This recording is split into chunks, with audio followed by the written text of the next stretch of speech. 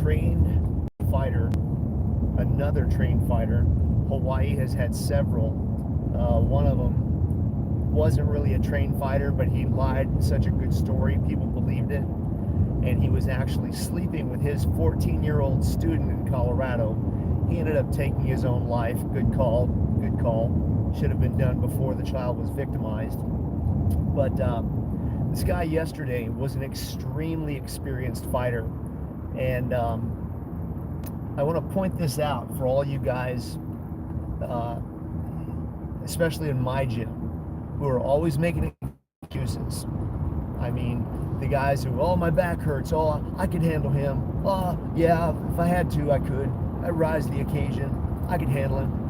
And this guy yesterday was an extremely well-trained, experienced mixed martial artist.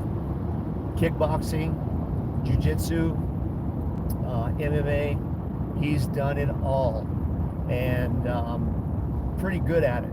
And he's got no problems of permanently injuring someone. So when you always complain about, yeah, oh, my back, yeah, but my back, oh, but yeah, but this you're always making an excuse. This guy would take advantage of you, and he would hurt you without thinking twice about it. You guys who think like, yeah, but I'd rise to the occasion. I'm pretty sure I could take him, even though he's small. Nope, I've seen him. He would hurt you. And the first time you throw some wild technique because you think that you've got it down, he would exploit that and take advantage of it. He tried to rape violently a 9-year-old child yesterday. People were saying that they could hear this child screaming from 500 yards away. Several 911 calls coming in. Not one person went to help her. 2 teenage boys finally chased him. But all these people who were calling 911, you obviously heard it. You saw him drag her into the bathroom and lock the door, but none of you went over to try to physically help her. Is that what the world's coming to? Let me just dial 911 and say that I did my part? That's disgusting. Second thing is, parents. There have been so many instructors here in Hawaii, Taekwondo instructors, Jiu-Jitsu instructors, MMA instructors, who have taken advantage of their children, their students. And I mean sexually abused them, assaulted them, exploited them. And I still have parents say, yeah, got to put my child in this now. Got to put him in this, got to put him in this, got to cross-train. I don't know of one school in the state that puts as much emphasis into child safety, child protection, and stranger danger as we do, as I do. I don't care if your child ever wins a tournament. I care about their safety. I want to give them the physical skills to be able to protect themselves against anyone. That's why I put on that red man suit and let the kids hit me so they can experience what it feels like to hit an adult as hard as they can. But man, this case is disgusting. His bail is set at $1 million. I want you to think about that, parents. Think about how violent, and all you guys who are friends with him, because this guy is highly respected in the MMA community. And they all know he's a drug addict. They all know they all know his criminal background, and they don't care. They want him on their team because as a fighter, he makes them look good. That's the same way everybody used to say that Alexio trained in their gym. And it just wasn't true. So the guy was dangerous. He still is. But if he loves violent, unconsensual sex, I guess he's going to get some now in prison. But $1 million, that's what the bail was set at. And she wasn't even 10 years old, his victim. Think about that. Think about that when it's your child. Think about the number of MMA stars in Hawaii who have been arrested for sexual assault. Think about the guys who have been caught fooling around with kids, touching kids. Um,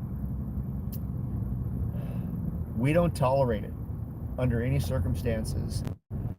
Uh, you touch a child in my gym, you're done. But I want you to think about how violent that crime must have been.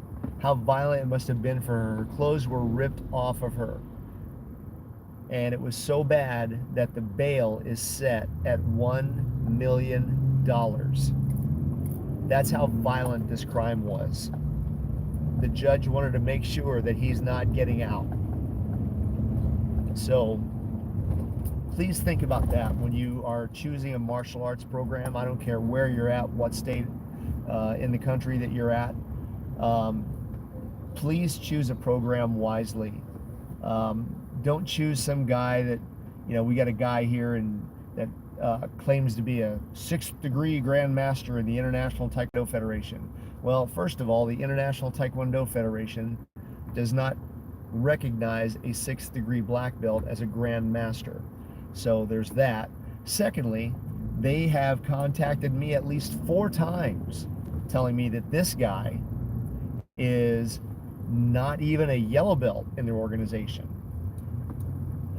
So he's one of those guys who have lied about his background. So if they lie about their background, what else will they lie about?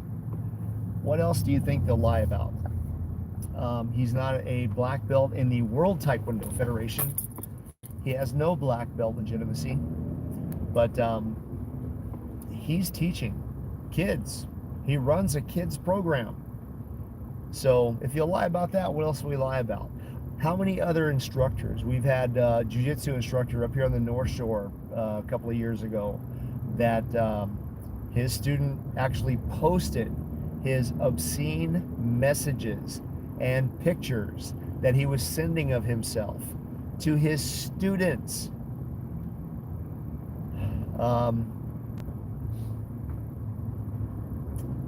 From our world-class athletes right on down, they have had some of the worst problems with assaulting physically, sexually, their students, many of them underage students. So think about what you really want in a martial arts program. I try to make sure that our kids automatically, from the day one that they come into our gym, they have a pre-planned response. They know what to say, they know what to do. And I ask them this almost every single day. Just that's part of their warm-up in their class, is answering those questions, knowing what to do, knowing that they can think about it, knowing that it's okay to talk about it. I don't ever want any of our kids to be victims. And I'm just disgusted at this guy who was arrested.